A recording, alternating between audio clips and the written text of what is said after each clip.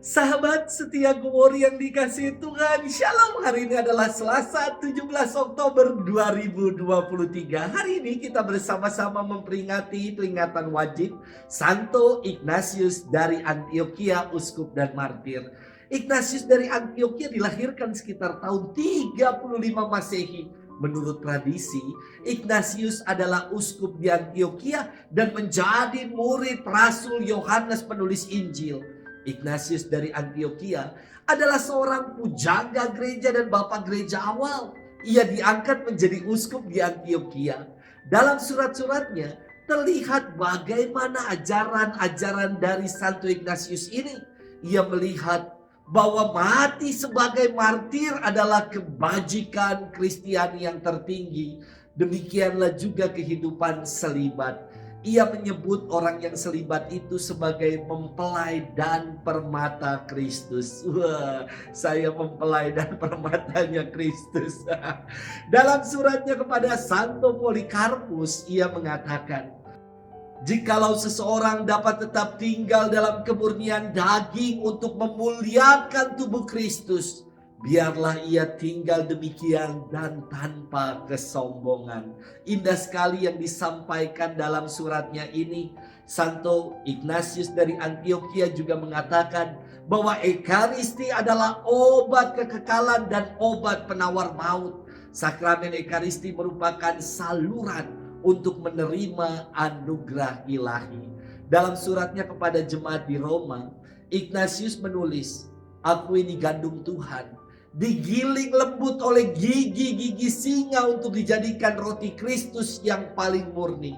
Maka berdoalah bagiku agar melalui hewan ini sebagai alat aku dijadikan korban Kristus." Menurut tradisi, Santo Ignatius dari Antioquia menjalani kemartirannya dengan dihukum mati, dilemparkan ke dalam kandang singa. Hari ini kita akan bersama-sama merenungkan firman Tuhan yang diambil dari Injil Lukas 11 ayat 37 sampai dengan 41. Mari kita siapkan hati kita. Haleluya, haleluya, haleluya. Sabda Allah itu hidup dan penuh daya, menguji segala pikiran dan maksud hati. Haleluya, haleluya, haleluya. Tuhan bersamamu dan bersama rohmu. Inilah Injil suci menurut Lukas, dimuliakanlah Tuhan. Pada suatu ketika selesai mengajar, Yesus diundang seorang Farisi untuk makan di rumahnya.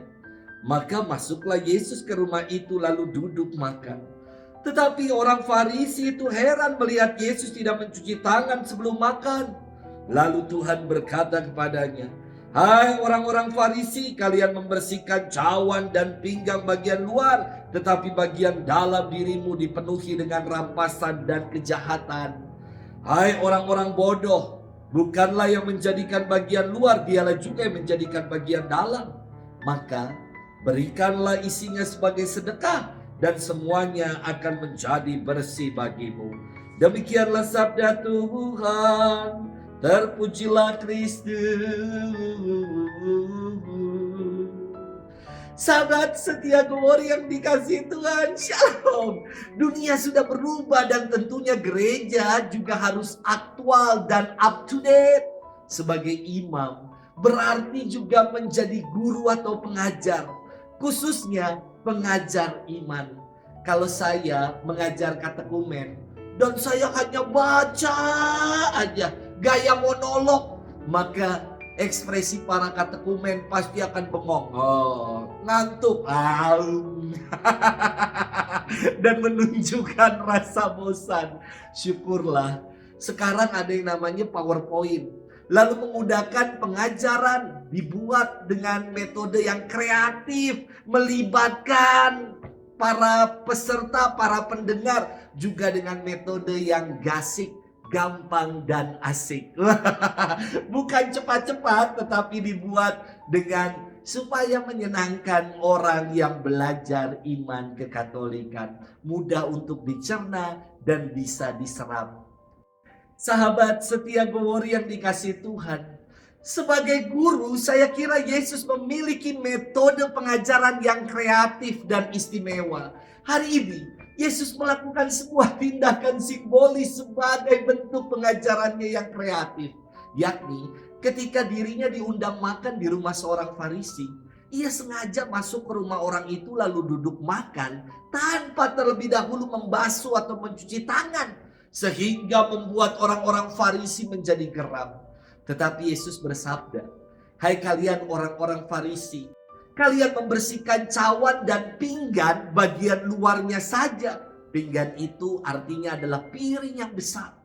Tetapi bagian dalam dirimu dipenuhi dengan rampasan dan kejahatan. Hai orang-orang bodoh, bukankah yang menjadikan bagian luarnya, dia itulah yang menjadikan bagian dalam. Maka berikanlah isinya sebagai sedekah dan semuanya akan menjadi bersih bagimu."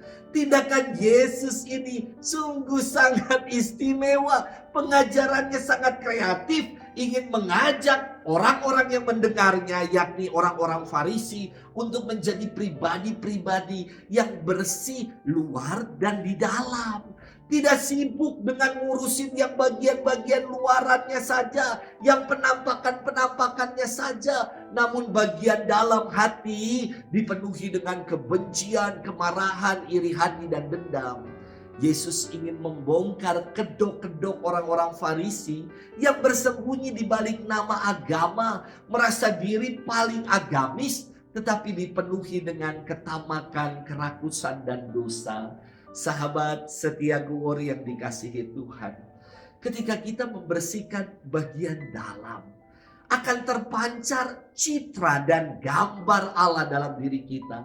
Jadi janganlah hanya sibuk dengan riasan-riasan luar saja, namun mari kita selalu berbenah diri, introspeksi diri, supaya kita semakin bersih lahir dan batin, dalam dan luar diri kita. Selamat bermenung dan Tuhan memberkati kita selalu, dalam nama Bapa dan Putra dan Roh Kudus. Amin.